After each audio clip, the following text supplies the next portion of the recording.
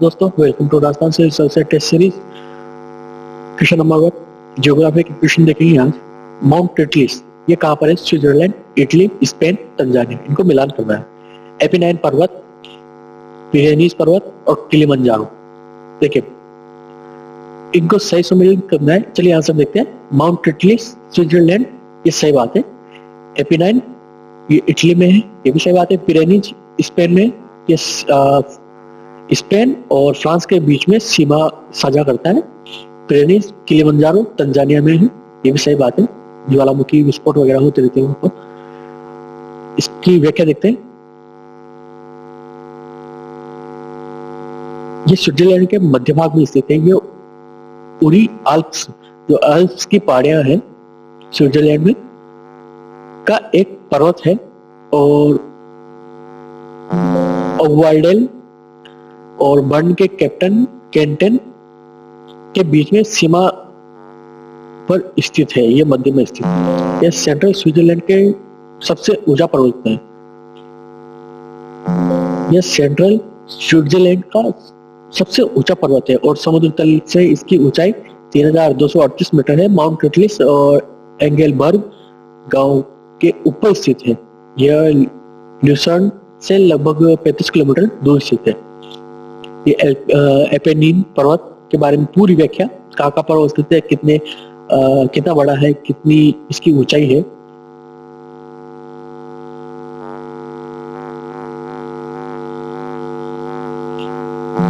ये पिरेनीज पर्वत के बारे में और ये किलिमंजारो पर्वत के बारे में व्याख्या, पूर्ण व्याख्या। अगला क्वेश्चन। हिमालय झील इटास्का मिसिसिपी नदी का स्रोत है। विश्व की दूसरी सबसे गहरी तथा सबसे लंबी झील तंगानिका झील है। कौन सा कथन सही है? पहला सही है, दूसरा सही है, दोनों सही है या दोनों गलत है? चलिए आंसर देते हैं। हिमालय झील इटास्का मिसिसिपी नदी का स्रोत है, ये सही बात है।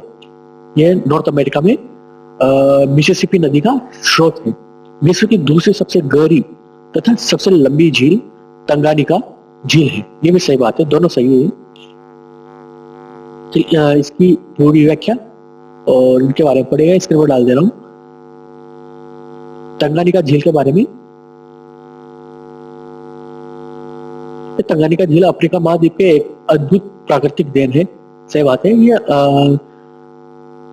इसे नीला मोती के नाम से भी जाना जाता है। एक तंगानिका झील के बारे में, ये मध्य अफ्रीका में है। तंजानिया, कोंगो लोकतांत्रिक गणराज्य, जम्बिया, बुरुंडी, इनके सीमा साझा करते हैं। अर्थात लंबी और सक्रिय है। और तंगानिका इसके बारे में गहरी झील है, लंबाई लंबी मीठे पानी की झील है। कुछ इस प्रकार से दिखती है। अगला क्वेश्चन। लाल लोमी मिट्टी में कार्बोहाइड्रेट, नाइट्रोजन की मात्रा में कमी होती है। जलोढ़ मिट्टी में कैल्शियम, फास्फोरस की कमी पाई जाती है।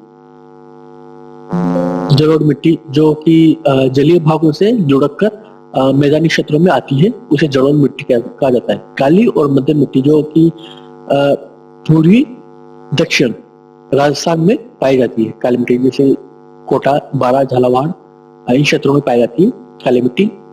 इसके बारे में कौन सा सही है? इसमें कार्बोनेट और नाइट्रोजन की मात्रा में कमी होती है। और जलोढ़ मिट्टी में कैल्शियम, फास्फोरस की कमी पाई जाती है। काली और मध्यम काली मिट्टी में कैल्शियम और पोटास की मात्रा की पर्याप्त मात्रा पाई जाती है। देखिए ये तीनों सही है। चलिए इसकी व्याख्या देखते हैं। लाल लोमी मिट्टी क्या होती है, जलोढ़ मिट्टी क्या होती है और काली मिट्टी क्या होती है। ये इसको स्क्रीन पर डाल दे रहा हूँ, पढ़ लीजिएगा। इसकी बनावट कुछ इस प्रकार से होती है। क्षारीयता, पोषक तत्व, कृषि के लिए इनमें चुनौतियां क्या क्या है, सूखे में किस प्रकार से। लाल लोमी मिट्टी में कौन सी फसलें उगाई जाती है? कुछ खास किस्में जैसे ज्वार, बाजरा, मक्का, दलहन जैसी फसलें लाल लोमी मिट्टी में उगाई जाती है। और जलोढ़ मिट्टी में पोषक तत्वों की स्थिति किस किस प्रकार है? अगला क्वेश्चन पॉज करके आप इस पढ़ लीजिएगा, स्क्रीन पर डाल दे रहा हूं। ये देखिए अगला क्वेश्चन। टाइम की एक कमी होने की वजह से थोड़ा सा जल्दी चलने की आवश्यकता है। लेडली नदी अजमेर के जवाजा के निकट से निकलकर पाली जिले में लूनी से मिल जाती है। पहला कथन। दूसरा कथन, कोठारी नदी बनास की सहायक नदी है जो कि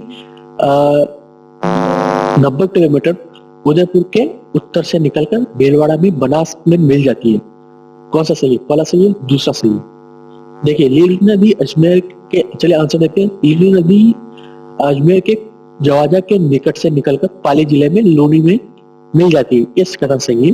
दूसरा कथन, कोठारी नदी बनास की सहायक नदी है। सही बात है, जो कि 90 किलोमीटर नहीं, 90 नहीं, 145 किलोमीटर समथिंग है ये, उदयपुर के उत्तर से निकलकर भीलवाड़ा में बनास में मिल जाती है। ये इस कथन सही है। बस ये वाला कथन गलत है। 90 नहीं, 145 किलोमीटर है।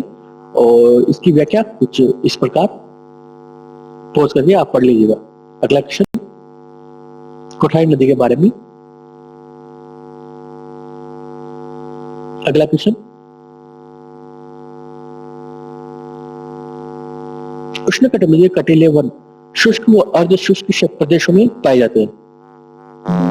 और खेजड़ा, रोएड़ा, बेर, बबूल इस श्रेणी के वृक्ष हैं। अर्थात उष्णकटिबंधीय कटीले वन जो कि शुष्क अर्ध शुष्क वनीय क्षेत्रों में पाए जाते हैं। पश्चिमी राजस्थान जिनमें शामिल है। दोनों सही है। इसकी पूर्ण व्याख्या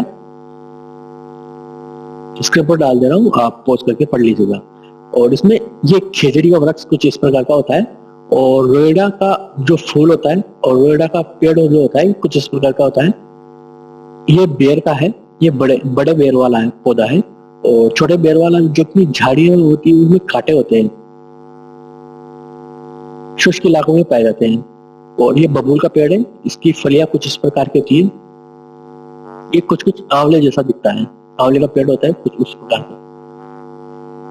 ये शुष्क कटीले वन कुछ इस प्रकार के होते हैं। यहाँ पर झाड़ियां जो होती है उसमें बेर, छोटे छोटे बेर भी होते हैं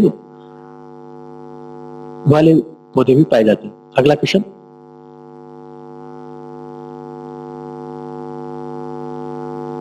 कुछ इस प्रकार के एक शुष्क कटीले वन है के पौधे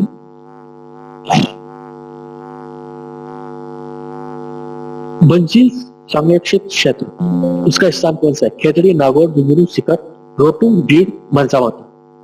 इनमें से कितने सही है, कितने गलत है? बंसी देखिए, खेतड़ी ये सही है, रोटू नागौर में ये भी सही है, डीड झुंझुनू ये भी सही है, और मनसामाता ये सीकर नहीं, यह झुंझुनू आएगा। ये लास्ट वाला सही गलत है, बाकी तीनों सही है। इसकी व्याख्या कुछ इस प्रकार, मनसामाता संरक्षित क्षेत्र, रोटू क्षेत्र और बंसी क्षेत्र। अगला क्वेश्चन, नदी एक प्रकार का पोखर होता है, टोबा नदी के समान परंतु अधिक गहरा होता है। टोबा नदी के समान होता है। खड़ीन का निर्माण जैसलमेर के में 15वीं शताब्दी में प्रारंभ हुआ था। कितने सही है? पहला, दूसरा, तीसरा या तीनों सही है या तीनों गलत है? चलिए आंसर देखते हैं। नदी एक प्रकार का पोखर होता है, नहीं ये गलत बात है। ये पोखर स्थिर जल होता है, नदी बहता जल होता है, ये गलत है। टोबा नदी के समान परंतु अधिक गहरा होता है, ये सही है। नहीं ये गलत है। टोबा नदी के समान, इसमें भी बहता जल होता है नदी में, जबकि टोबा स्थिर जल होता है परंतु अधिक गहरा होता है, गहरा बहुत ज्यादा होता है टोबा। और खड़ीन का निर्माण जैसलमेर में 15वीं शताब्दी में प्रारंभ हुआ था, ये भी सही बात है। इसकी पूरी व्याख्या, टाका और कुंडी में जल का वाष्पीकरण नहीं होता है, ये सही बात है। ये बिल्कुल पैक होता है, कुआं जैसा होता है, कुएं के ऊपर टाका वगैरह उस तरह से होता है। अभी फोटो आगे देखेंगे पूरी व्याख्या में। पोखर के किस प्रकार का होता है, पोखर क्या होता है, कुछ इस प्रकार का पोखर दिखता है। और यहां से टोबा स्टार्ट है, टोबा इसकी पूरी व्याख्या। और खड़ीन, यहां से खड़ीन और टाका और कुंडी, देखिए ये टाका और कुंडी है कुछ इस प्रकार। इसका वाष्पीकरण बिल्कुल भी नहीं होता है इसमें, कुछ इस प्रकार से इसका दरवाजा होता है जहां से पानी निकाला जाता है। चलिए अगला क्वेश्चन देखते हैं।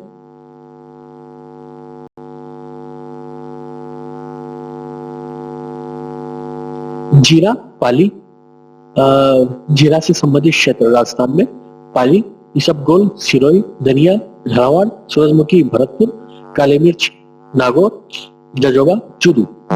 देखिए ये इनसे संरक्षित जो क्षेत्र है, संबंधित जो क्षेत्र है, ये कृषि संरक्षण के अनुसार है, ना कि अगर जैसे कि आप एनवायरमेंट क्रिएट कर सकते हो कहीं भी, तो कहीं भी किसी भी फसल को उगाया जा सकता है, परंतु कृषि सर्वेक्षण जो राजस्थान में कृषि मंडियों से प्राप्त होता है, उसके अनुसार कहाँ कहाँ से कौन कितना माल आता है, उस हिसाब से इनको दायर किया जाता है कि जीरा, पाली जीरा ये सही है, इसबगोल, सिरोही में ये भी सही है, धनिया, झालावाड़ अर्थात झालावाड़, बारा, कोटा मंडियों में काफी प्रचुर मात्रा में देखने को मिलता है। सूरजमुखी, भरतपुर ये गलत है, भरतपुर नहीं होगा, ये गंगानगर, बीकानेर और कोटा यहाँ से ज्यादा माल प्राप्त होता है। काली मिर्च, नागौर ये सही है, जजोगा, चूरू में ये भी सही है। इसकी पूरी व्याख्या देखते हैं कुछ इस प्रकार। सूरजमुखी कोटा, झालावाड़, गंगानगर, बीकानेर में से ज्यादा प्राप्त होता है। जीरा, धनिया ये जीरा शुष्क प्रदेशों से प्राप्त होता है, जैसे बीकानेर है, जोधपुर है, जैसलमेर है और बाड़मेर है, वहां से पश्चिमी राजस्थान से वहां ज्यादा होता है। सेंदड़ा क्रमशः है, सेंदड़ा और पिपरदा, ये पिपरदा के जो खाने हैं ये कहाँ कहाँ पर है? पाली, डूंगरपुर, पाली राजसमंद, डूंगरपुर पाली, सिरोही, बांसवाड़ा। चलिए इसका आंसर देखते हैं, ये आंसर इसका सही है। सेंदड़ा और पिपरदा के बारे में पूरी जानकारी। अगला क्वेश्चन, अब्रक की खान है कचारवाड़ा, मकरी, मुंडा, उसन, काजार और काकोरा, कावाम, कुर्ला, उत्तरलाई या फिर मांटू, सीसारामा और बेलागढ़। देखिए इसका सही आंसर देखते हैं, ये कचारवाड़ा, मकरी, मुंडा ये सही आंसर है। और ये उसन, कादर, काकोरा ये कुछ ये घिया पत्थर की खाने हैं, और जो कावाम, कुर्ला, उत्तरलाई है ये जिप्सम के खाने हैं। माटू, सीसारामा और बेलागढ़ ये रॉक फॉस्फेट जो कि पत्थर से फॉस्फेट निकाला जाता है, इसके खाने हैं यहाँ पर। अबरक क्या होता है? ये प्रेस वगैरह में जो यूज होता है हीट रेजिस्टेंस के लिए, अर्थात इलेक्ट्रिक कंपोनेंट्स के लिए इनका यूज किया जाता है। तो जिस प्रकार चमकीली जो किस बर्थडे पार्टी पर आपने देखी भी होगी वो अबरक ही होती है। इसकी खाने और राजस्थान में कौन कौन से खाने कुछ इस प्रकार। अगला क्वेश्चन, बालू का पत्थर इमारती पत्थर के रूप में अधिक प्रयुक्त होता है, जो कि जोधपुर में सफेद व भूरा रंग का पाया जाता है। जोधपुर में पाया जाने वाला पत्थर ये अवसादी पत्थर होता है। बालू का पत्थर अवसादी चट्टान से बना होता है, ये इसका कारण कौन सा सही है? पहला सही है, दूसरा सही है, दोनों सही है या दोनों गलत है? या कथन कारण की व्याख्या भी करता है। चलिए इसका आंसर देखते हैं। बालू का पत्थर इमारती पत्थर के रूप में अधिक प्रयुक्त होता है। इमारती पत्थर अर्थात जो डेकोरेशन वगैरह में इनका अधिक यूज किया जाता है। जोधपुर में सफेद व भूरा रंग का पाया जाता है, ये भी सही बात है। और जैसलमेर में गोल्डन कलर का पाया जाता है, जहाँ की आर्थिक व्यवस्था के लिए काफी जिम्मेदार है, अच्छा माना जाता है मतलब। और बालू का पत्थर अवसादी चट्टान से बना होता है, ये सही बात है। ये हाईली जो जमीन के अंदर हाईली कंप्रेशन के और टेम्परेचर की वजह से बनता है, जो कि इसका एक उदाहरण संगमरमर है, कोटा स्टोन है, ये सब अवसादी चट्टानों के बने होते हैं। अभी व्याख्या देखेंगे, इस व्याख्या में सब कुछ आपको पता चल जाएगा। इसकी व्याख्या पॉज करके पढ़ लीजिएगा। कुछ इस प्रकार का इस पर डेकोरेशन और वर्क करना काफी आसान होता है, ग्राइंडर वगैरह चलता है।